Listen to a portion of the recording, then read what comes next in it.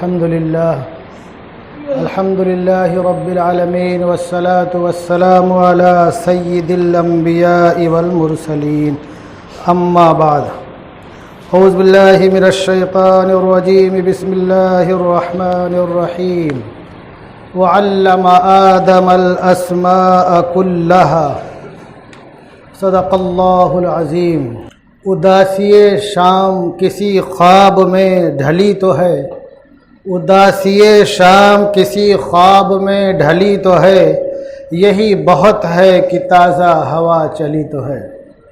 حضرات محترم، کیونکہ گزشتہ مہینے UPSC کا رزلٹ آیا اور گزشتہ جمعہ کو 10ویں کا رزلٹ آیا، تو میں یہ چاہتا ہوں کچھ تعلیم و تعلم کے تعلق سے عرض کروں، اس لیے کہ یہ اپنے جو نونہال ہیں یہی مستقبل کے قوم و ملت کے معمار ہیں۔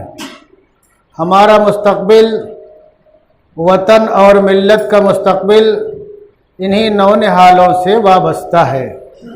علم جو ہے انسان کے لیے ایسے ہی ضروری ہے جیسے بھوکے انسان کے لیے کھانا کھانا ضروری ہے، پیاسے کو پانی پینا ضروری ہے۔ جس طرح سے ہمارے اس جسم کو، جثے کو چلتا پھرتا رکھنے کے لیے غذا کی ضرورت ہے، ایسے ہی ہمارے وجود کی بقا کے لیے اور ہمارے اپنے قوم میں اپنی شناخت باقی رکھنے کے لیے اور حال اور مستقبل میں ترقی کے لیے ایسے ہی ہمیں علم کی بھی ضرورت ہے۔ یہ جو علوم ہیں، ہم کہتے ہیں کہ دینی علوم اور دنیاوی علوم، ہم کہتے ہیں کہ عصری علوم، اسلامی علوم، حقیقت یہ ہے کہ علم میں کوئی تقسیم نہیں ہے۔ اللہ تبارک و تعالیٰ نے ارشاد فرمایا کہ وَعَلَّمَ آدَمَ الْأَسْمَاءَ كُلَّهَا، یہاں نہ دین کی وضاحت ہے نہ دنیا کی وضاحت ہے۔ اسی طریقے سے ایک جگہ اور ہے کہ قُلْ هَلْ يَسْتَوِي الَّذِينَ يَعْلَمُونَ وَالَّذِينَ لَا يَعْلَمُونَ، جو لوگ علم رکھتے ہیں اور جو لوگ علم نہیں رکھتے ہیں، کیا دونوں برابر ہو سکتے ہیں؟ یہاں علم میں نہ کوئی تفریق ہے، نہ کوئی تقسیم ہے، نہ کوئی بٹوارا ہے، نہ کوئی حصہ داری ہے۔ علم فقط علم ہے۔ وہ علم چاہے ہم اس کو دنیا کا علم کہہ لیں، کالج اور یونیورسٹی کا علم کہہ لیں، ہم اس کو اسلام اور شریعت اور دین کا علم کہہ لیں، مدرسہ، مسجد اور جامعات اور دارالعلوم کا علم کہہ لیں، علم میں کوئی تفریق نہیں ہے۔ علامہ سیوطی نے الاتقان میں لکھا ہے کہ ما من شیء الا يمكن استخراجه من القرآن لمن فہمہ اللہ، کہ کوئی ایسی چیز دنیا میں نہیں ہے کہ جس کا قرآن سے نکالنا ممکن نہ ہو۔ جس کو اللہ تبارک و تعالیٰ قرآن کی فہم دے گا، وہ قرآن سے جو بھی چیز دنیا میں ہے اس کا وہ نکال لے گا اس کو۔ اسی طریقے سے قاضی ابوبکر بن العربی، ایک کتاب ہے قانون التاویل، اس میں ان کا بیان ہے کہ قرآن پاک کے کلمات کی تعداد جتنی ہے، قرآن پاک کے کلمات کی تعداد جتنی ہے، موجودہ علوم کی تعداد بھی اتنی ہے۔ یعنی کہ علوم نہ تو منقسم ہے اور نہ منحصر ہیں۔ جتنا ہم جستجو کریں گے اور تحقیق کریں گے، پڑھنے پڑھانے کے عمل کو ہم جتنا آگے بڑھائیں گے، جاری رکھیں گے، علوم ہمارے سامنے نکل کر کے آتے رہیں گے۔ اور جس کو بعض دفعہ ہم دنیاوی علوم کہتے ہیں نا، جناب رسول اللہ صلی اللہ علیہ وسلم نے عروہ بن مسعود اور حضرت غیلان رضی اللہ تعالیٰ عنہ کو باقاعدہ جرس بھیجا، ایک علاقے کا نام ہے۔ کیوں بھیجا؟ تاکہ وہ وہاں جا کر کے دبابہ، منجنیق اور صنوبر سیکھ کر کے آئیں۔ یہ وہ چیزیں ہیں اور وہ آلات ہیں جو میدان جنگ میں کام آنے والے ہیں۔ اور جناب رسول اللہ صلی اللہ علیہ وسلم کے تعلق سے حافظ ابن جریر نے نقل کیا ہے کہ آپ نے زراعت کی ترقی کے لیے اہل مدینہ کو زیادہ سے زیادہ کاشت کرنے کا حکم دیا۔ آج کے زمانے میں تو باقاعدہ ایک یہ فن ہے اور ایک علم ہے، اس کا شعبہ ہی الگ ایگریکلچر کے نام سے۔ اور حضرت عبداللہ بن زبیر رضی اللہ تعالیٰ عنہ کے 100 غلام تھے۔ کتنے؟ 100 غلام تھے، اور ہر غلام کی زبان الگ تھی۔ حضرت ان تمام غلاموں کی زبان سے واقف تھے۔ جو ہم بعض دفعہ سوچتے ہیں نا مخصوص زبان، مخصوص خطہ، مخصوص علاقہ، اس تعلق سے میں عرض کر رہا ہوں۔ یہ ایک کتاب ہے قوت القلوب، جلد نمبر 1 صفحہ نمبر 437۔ قوت القلوب میں جناب رسول اللہ صلی اللہ علیہ وسلم کا ارشاد نقل ہے کہ ان اللہ عز وجل یحب الحاذق فی صنعتہ، کہ اللہ تبارک و تعالی اس شخص کو پسند کرتا ہے جو اپنے فن میں ماہر ہو۔ اپنے فن میں کوئی ماہر کیسے ہوگا؟ جب اس میں کوشش کرے گا اور مہارت پیدا کرنے کی ممکن کوشش کرے گا تبھی وہ ماہر ہوگا۔ میں یہ باتیں اس لیے عرض کر رہا ہوں کہ ہمارے دماغ کے خانے میں تقسیم بسی ہوئی ہے، تو علم میں کوئی تفریق نہیں ہے، کوئی تقسیم نہیں ہے۔ وہ تمام علوم جو کہ نسل انسانی کے لیے، حیوانات کے لیے، جمادات کے لیے اور فضاؤں میں رہنے بسنے والوں کے لیے مفید اور کارآمد ہے، ان تمام علوم کو حاصل کرنا چاہیے۔ اور آج کے زمانے میں یہ تمام علوم کسی نہ کسی شکل میں اور کسی نہ کسی طرح سے جس قوم میں ہوتے ہیں، جس برادری میں ہوتے ہیں، جس خطے علاقے میں ہوتے ہیں، وہ قوم اور وہ برادری اور وہ خطہ ترقی کرتا ہے، اور دنیا کے افق پر ان لوگوں کا نام جلی حروف سے لکھا جاتا ہے۔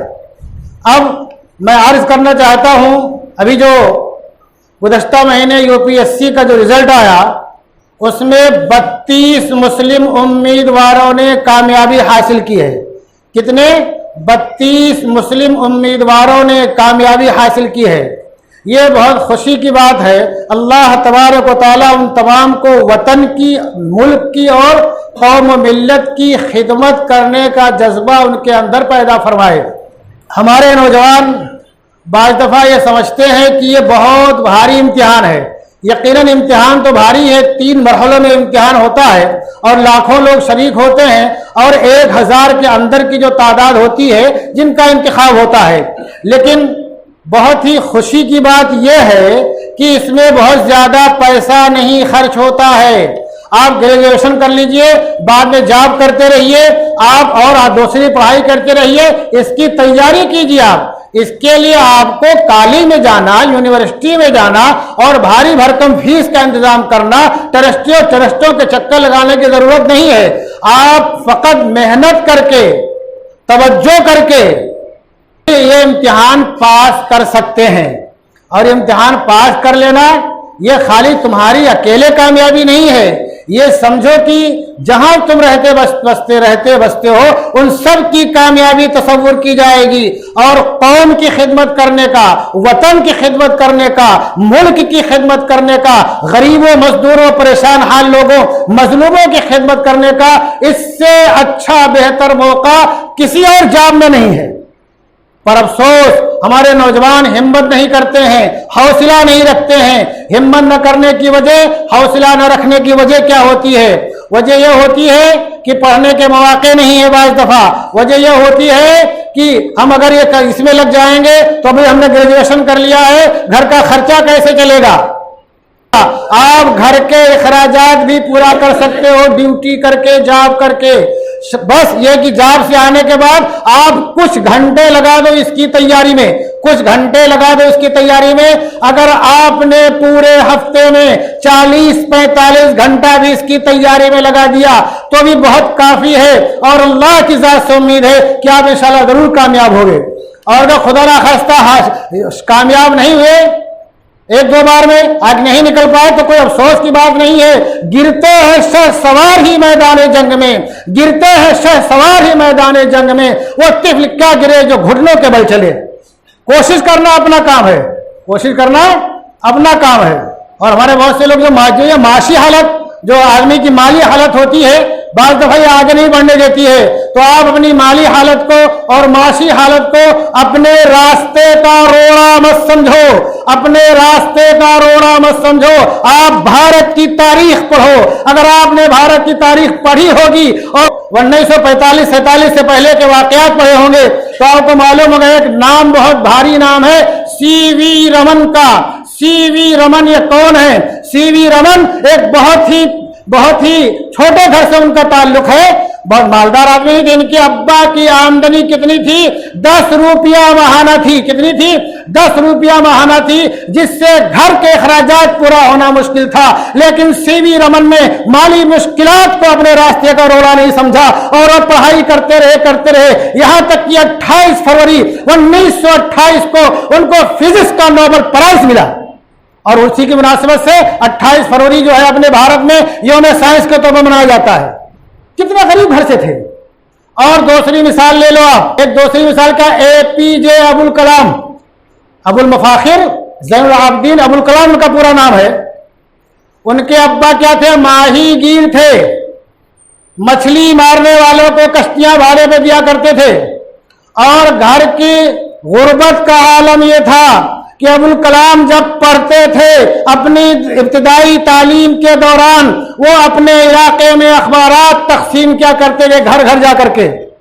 कोई ये सोच सकता था कि अबुल कलाम आगे चल करके भारत के नाम रोशन करने का एक बहुत बड़ा मीनार बन जाएंगे, ये भारत के सदर जमहूरिया बन जाएंगे? उस वक्त किसी ने सोचा था? और ये भी बता दूं, बाज दफा हमारे बच्चे जो परेशान हाल घरों के होते हैं, उनकी यूनिफॉर्म सही नहीं होती है, उनके जूते फटे होते हैं और उनके चेहरे पर रोगन नहीं होता है, उनके चेहरे से गुर्बत टपकती है। तो क्या होता है? वो हसासे कमतरी के शिकार हो जाते हैं। हमने एक जगह पढ़ा कि अबुल कलाम इब्तिदाई तालीम जमाने में एक आगे के बेंच पे जाकर के आगे की सब में जाकर के बैठ गए। मालदार आदमी का लड़का वहां बैठा हुआ था। टीचर ने अबुल कलाम को थप्पड़ मार के पीछे बैठा दिया। अबुल कलाम ने लिखा कि मैंने कहा कि पीछे की सब में बैठ करके मैं तारीख बदल दूंगा इंशाअल्लाह। तो हमारी नस्लों को, हमारे नौजवानों को अगर उनका यूनिफॉर्म बराबर नहीं है, उनके जूते बराबर नहीं है और उनके हेड बराबर नहीं है, उनकी टाई बराबर नहीं है, तो उनको एहसास कमतरी का शिकार नहीं होना चाहिए। उनको अबुल कलाम से सबक लेना चाहिए और भारत रत्न जिसको दुनिया डॉक्टर भीमराव अंबेडकर के नाम से जानती है, उससे भी सबक लेना चाहिए कि डॉक्टर भीमराव अंबेडकर ने कितना मुसाइद हालात में, कितना गुफ्तबे हालात में, कितनी छुआछात के शिकार होकर के, कितनी जिल्लत और रुसवाई बर्दाश्त करके अपने नफ्स को मार करके पढ़ाई की है। और पढ़ने के बाद अपनी बिरादरी को आसमान के उफक पर लाने का जरिया बन गए। तो कभी एहसास कमतरी के मत शिकार हो। अगर गुर्बत है, परेशानी है, तो उसको रास्ते का रोड़ा मत समझो, उसको रास्ते का रोड़ा मत समझो।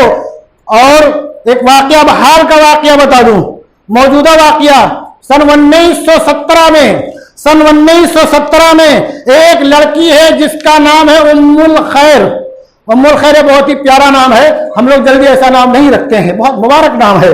अल्लाह ने शायद कि इसके नाम की बरकत से इसको इतना आगे बढ़ाया। उम्मुल खैर ये पाली में पैदा होती है जो राजस्थान का एक शहर है। वहां बहुत छोटी थी कि इसके बाप इसको ले आते हैं दिल्ली आते हैं तो निजामुद्दीन की झोपड़पट्टी में रिहाइश इख्तियार करते हैं। और ये निजामुद्दीन की झोपड़पट्टी में बुलडोजर चल जाता है, ये बेघर हो जाते हैं। लेकिन इनके बाप क्या हाकर थे, कपड़ा चल चल के बेचते थे, मुश्किल से गुजारा होता था। उसके बाद इनके बाप ने त्रिलोकपुरी के सलम में रिहाइश इख्तियार की, त्रिलोकपुरी के सलम में रिहाइश इख्तियार की। इस लड़की ने वहां भी अपनी पढ़ाई जारी रखी। घर की गुर्बत का यह आलम था कि अपने अखराजात पूरे करने के लिए, अपने घर के अखराजात पूरे करने के लिए बहुत ही छोटी उम्र में इसने ट्यूशन पढ़ाना शुरू कर दिया। और फिर बात दफा हमारे बच्चे क्या बोलते हैं, बीमारी हो गई, किसी को छींक आ गई, नजला हो गई, बीमार हो गए। जो लोग एसी रूम में रहते हैं, बड़े घरों के लड़के, उनको जरा से छींक आ जाए तो क्या बीमार हो गए, खुली फजा में सांस नहीं लेते हैं, बीमार हो गया, बीमारी का बहाना कर दिया। फिर क्या क्या हो जाता है सुनो। इस लड़की को हड्डी की एक बीमारी थी, वो इंग्लिश में लिखा हुआ, मुझे बराबर इंग्लिश नहीं आती है फिर भी बोल रहा हूं मैं, बोन फ्रेजल, ये डिजास्टर पता नहीं क्या नाम है, उसमें हड्डी आपसे आप टूट जाती है, बड़ी कमजोर हो जाती है। 16 बार इसकी हड्डी टूटी, उसकी सर्जरी हुई, 16 बार इसकी हड्डी फ्रैक्चर हुई, लेकिन और घर की हालत ठीक नहीं, ऊपर से ये बीमारी, अखराजात पूरा करने के लिए ट्यूशन पढ़ाती है। फिर क्या हुआ, इसने 10वीं में 91% से कामयाबी हासिल की, 12वीं में 89% से कामयाबी हासिल की, ग्रेजुएशन दिल्ली यूनिवर्सिटी में की। रहती कहाँ है? सुन लो मुसलमानों, आज जो तुम सोचते हो कि हम झोपड़पट्टी में रहते हैं, हम झोपड़पट्टी में रहते हैं जहां मच्छरों की बुहतात होती है, बदबू की बुहतात होती है और आवारा लड़के होते हैं और नुक्कड़ों में बैठे रहते हैं, हम कैसे पढ़ाई कर सकते हैं? इस लड़की ने त्रिलोकपुरी की सलम में रह करके पढ़ाई की है। सुनो मुसलमानों, फिर ग्रेजुएशन कहां से किया? दिल्ली यूनिवर्सिटी से किया। फिर बाद में JNU यूनिवर्सिटी में ये इंटरनेशनल रिलेशंस में MA किया, उसके बाद में वहीं से इसने MPhil किया और फिर PhD में दाखिला ले लिया। और उसी के साथ साथ ये UPSC के इम्तिहान की तैयारी करती रही, UPSC के इम्तिहान की तैयारी करती रही। नतीजा ये हुआ कि 2017 में पहली ही बार में इसने APSC का इम्तिहान पास कर लिया। देखो कितनी गुर्बत से पढ़ाई किया है, और जो APSC का इम्तिहान पास कर लिया, अब उसको कमी रहेगी किसी चीज की? बंगला मिलेगा, गाड़ी मिलेगी, कारिंदे मिलेगा, नौकर खादिम होंगे।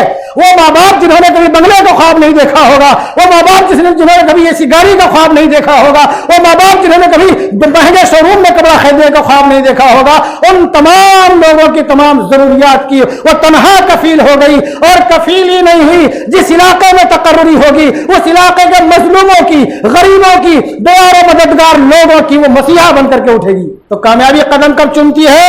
जबकि हम हिम्मत करें, आज़म करें, हौसला रखें, नुक्कड़ों पर बैठ करके, बाइकों पर बैठ करके हम लड़कियों को निहारने वाले न बने, नुक्कड़ों पर बैठ करके अपने दोस्तों के साथ उल्टी सीधी हरकतें करने वाले न बने। अपने वक्त को हम कीमती बनाए कि हमें कुछ बनना है, हमें कुछ बनना है और कुछ बन करके वतन की और कौम की खिदमत करना है। जब ये जज्बा होगा तब ऐसे लोग, ऐसे होनहार लोग आगे बढ़ेंगे और आगे बढ़ करके कामयाब होंगे। मैं ये भी अर्ज कर दूं कि अपने लड़कों में टैलेंट की कमी नहीं है, जहानत की कमी नहीं है, अपने लड़के माशाल्लाह बहुत ज़हीन है, बहुत टैलेंट है। बस शर्त क्या है कि हिम्मत कर ले, हौसला कर ले और आगे बढ़ने का जज्बा अपने अंदर रखें। और इधर उधर के उल्टे सीधे लड़कों से, नुक्कड़ में बैठने वालों से, बाइकों में बैठने वालों से दोस्ती यारी न करें। मैं आप लोगों से कहता हूं, अपनी गली में, अपने मोहल्ले में अगर नुक्कड़ों में नौजवानों को खड़ा देखो तो अगर तुम्हारे अंदर ताकत है उनके घर में भेज दो। अगर तुम बाइक पर उनका बैठा हुआ देखो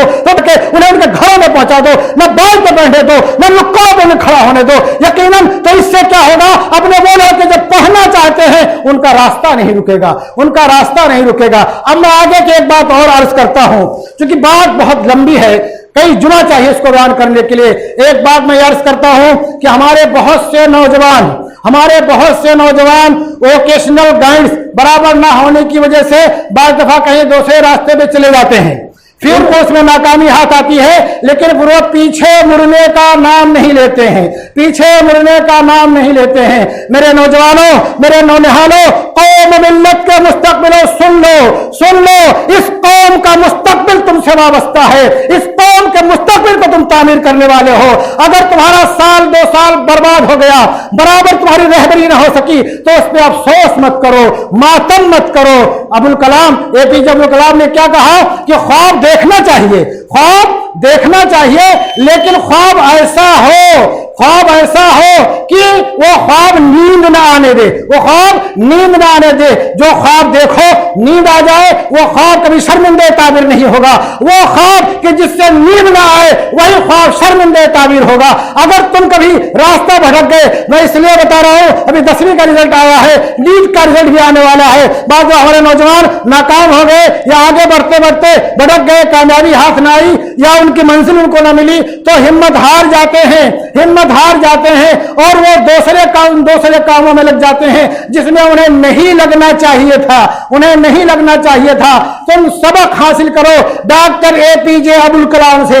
डॉक्टर APJ अब्दुल कलाम, इन्होंने 12वीं के बाद BSc किया, BSc की डिग्री इनके हाथ में आ गई, तो इन्होंने सोचा ये तबइयात तो हमारा मौजू नहीं है, इन्होंने फिर यू टर्न लिया है, फिर मैं यूटर्न लेने की बात करता हूं। अगर तुम कभी आगे बढ़ गए और तुमको नाकामी नजर आ रही है या तुम्हारे मर्जी के मुआफिक लाइन नहीं है तो यूटर्न लेने में कोई हर्ज नहीं है, यूटर्न लेने में कोई हर्ज नहीं है। डॉक्टर एपीजे अब्दुल कलाम ने सोचा अभी कोई ज्यादा मुद्दत नहीं गुजरी है, 2-3 साल चले गए, कोई बात नहीं है, यूटर्न लिया और मद्रास इंस्टीट्यूट में दाखिला लिया। मद्रास इंस्टीट्यूट में दाखिला लिया। अब क्या हुआ, उनका 2 साल बर्बाद हो गया। लेकिन उसको बर्बाद नहीं कहेंगे, उसमें रह करके उन्होंने तजुर्बा हासिल किया, उन्होंने तजुर्बा हासिल किया। अब यहाँ एक बार और फिर सोच लो, हम ये सोचते हैं कि यार माँ बाप ने बड़ी मेहनत से पढ़ाया है, अब यूटर्न लेंगे तो फिर क्या होगा, खर्चा कैसे पूरा होगा, अम्मी अब्बा क्या बोलेंगे, मेरे भाई बहनों का क्या होगा। सुनो, तो ये भी है एपीजे अब्दुल कलाम ने जब यूटर्न लिया और मद्रास इंस्टीट्यूट में उनका उम्मीदवार के तौर पर उनका नाम जब मुंतखब हो गया, अब बात थी फीस की, अब बात थी फीस की। मैं बात बार बार अर्ज करता हूं, मैं बात बार बार अर्ज कर चुका हूं, अर्ज कर रहा हूं कि इस वक्त रुए जमीन पर 2 चीजें बहुत महंगी हैं, एक तालीम और एक इलाज, एक तालीम और एक इलाज। मैं अर्ज कर रहा हूं यहां रुक करके ये कि हमारे वो भाई जो पूरे कुंभे कबीले के साथ साल में कई बार उमरा करने को जाते हैं, साल में कई बार उमरा करने को जाते हैं, हमारे वो भाई जो अपने किसी खानदान के किसी एक फर्द की खुशी के मौके पर लाखों रुपए के पटाखे दाग देते हैं, उन्हें सोचना चाहिए कि उमरा, मैं मना नहीं करता हूं, ध्यान रखो, मना नहीं करता हूं, ध्यान रखो, उमरा करो, लेकिन तुम गरीब पढ़ने वालों का भी ख्याल करो, गरीब पढ़ने वालों का भी ख्याल करो। मैं एक वाकया बता दूं, अब्दुल्ला इब्न मुबारक का नाम कौन नहीं जानता है। अब्दुल्ला इब्न मुबारक हमारा एक शागिर्द है, बड़ा प्यारा शागिर्द है, उसने हमसे 2-4 जुमा पहले कहा कि मौलाना आप अब्दुल्ला इब्न मुबारक का वाकया कब बयान करेंगे। उन्होंने कहा ठीक है बेटा, कहीं बयान कर दूंगा, जो कि इत्तेफाक से बात आ गई। अब्दुल्ला मुबारक का वाकया क्या है, वो 1 साल हज करते और 1 साल भर जिहाद करते और बाकी कारोबार करते, जो आमदनी होती थी जितनी भी वो सब उलमा मशाइख पर खर्च कर दिया करते थे। एक बार हज को जा रहे थे, देखा रास्ते में कि कचरे के पास एक लड़की आती है और मरे हुए परिंदे को उठाकर लेके चली जाती है। हजरत उसके पीछे हो गए, उसके घर पहुंचे, उससे पूछा तो उसने कहा हमारे घर में कई दिन से फाका है, हमारा बाप का माल लोगों ने लूट लिया और हमारे बाप को भी कत्ल कर दिया, अब हम अपने भाई बहनों को बचाने के लिए मुर्दार खाने के अलावा हमारे पास कोई चारा इलाज नहीं है। हजरत ने अपने खाजिन से कहा, जो खजांची था, कितना रुपया अपने पास है। उसने शायद की कहा 1000 अशरफी। 1000 अशरफी का तुम आज के जमाने में कैलकुलेट करो कितना करोड़ बनेगा, लाख नहीं बता रहा मैं, 1000 अशरफी इस जमाने में कितना करोड़ बनेगा। हजरत ने कहा हमें अपने इलाके मर्द तक पहुंचने के लिए खाली 20 अशरफी की जरूरत है, बाकी इस बच्ची को दे दो। और क्या कहा, नफली हज से ये बेहतर, नफली हज से बेहतर है, नफली हज से बेहतर है। तो मैं अर्ज यह करना चाहता हूं, जिस तरह जिस्मानी ग़िज़ा का, गरीबों की जिस्मानी खुराक और ग़िज़ा का इंतजाम करना हम पर लाजिम है, अगर हमें अल्लाह ने दिया है तो ऐसे हमारे पर लाजिम है कि गरीबों की, मिस्कीनों की, परेशान हाल लोगों की, झुग्गियों झोपड़ी में रहने वाले परेशान नौनिहालों की रूहानी ग़िज़ा का इंतजाम करें, उनकी तालीमी ग़िज़ा का इंतजाम करें, उनकी इल्मी ग़िज़ा का इंतजाम करें। तो मैं अर्ज कर रहा था, डॉक्टर एपीजे अब्दुल कलाम का मुंतखब हो गए मद्रास इंस्टीट्यूट के लिए। बहुत खुशी की बात थी, घर में खुशी के गोया की शादियां नहीं बज रहे थे, लेकिन रुकावट क्या थी, उस जमाने में उसकी फीस 1000 रुपया थी। कितनी थी? 1000 रुपया थी।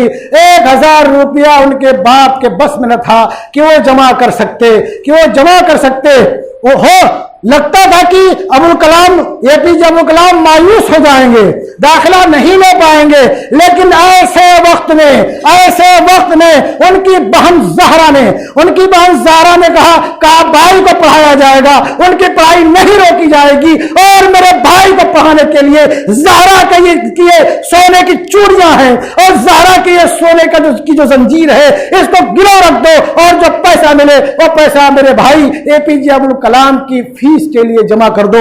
आज अगर भारत को एटमी ताकत होने में बड़ा फख्र हासिल है, दुनिया के ताकतवर मुल्कों में इसका एक ऊंचा मकाम है, तो उसमें अब्दुल कलाम की बहन जहरा का भी हिस्सा है, अब्दुल कलाम की बहन जहरा का भी हिस्सा है। तो मैं अर्ज कर रहा था कि गुर्बत, परेशानी आड़े आ सकती है, लेकिन हम उसको आड़े ना आने दें, हम उसको आड़े ना आने दें। आज भी हमारे घरों में ज़हरा मौजूद हैं, आज भी हमारे घरों में ज़हरा जैसी बेटियां और बहनें मौजूद हैं, और हमारे पड़ोस में बहुत से मुखय्यर लोग मौजूद हैं जो रास्ता दिखता है कि कोई बता दे किसी की फीस जमा करनी है। मैं बखीलों की बात नहीं करता हूं, बखीलों की बात करना माल की तौहीन है, बखीलों की बात करना माल की तौहीन है। इस वास्ते कि अल्लाह के प्यारे हबीब ने फरमाया कि बखील से लोग भी दूर रहते हैं और जन्नत भी उससे दूर रहेगी, अल्लाह की रजा भी उससे दूर रहेगी। तो बखीलों की बात क्यों की जाए, किस लिए की जाए? मैं सखी लोगों की बात करता हूं। बहुत से ऐसे लोग हैं जो राह तकते हैं कि किसी नौनिहाल की फीस की बात आ जाए तो मैं जमा कर दूं ताकि हमारी कौम का नौनिहाल आगे बढ़े। बहुत सी ट्रस्ट हैं जो भी फीस जमा करती है, लेकिन मैं इसके साथ साथ ये अर्ज कर दूं कि ऐसे मुखय्यर लोगों तक हमारे नौजवान नहीं पहुंच पाते हैं, ऐसी ट्रस्टों तक हमारे नौजवान नहीं पहुंच पाते हैं। फिर भी हमें अपने इलाके के गरीब बच्चों की फिक्र करनी चाहिए, खुद फिक्र करनी चाहिए। किसी ट्रस्ट का सहारा लेने की, किसी मुखय्यर को ढूंढने की जरूरत न पड़े, हम खुद उस तक पहुंच जाए। बेटा तुमको पढ़ना है, तुम पढ़ाई करो, जितनी तुम्हारी फीस होगी हम वो पूरी फीस जमा कर दिया करेंगे। तो इससे क्या होगा?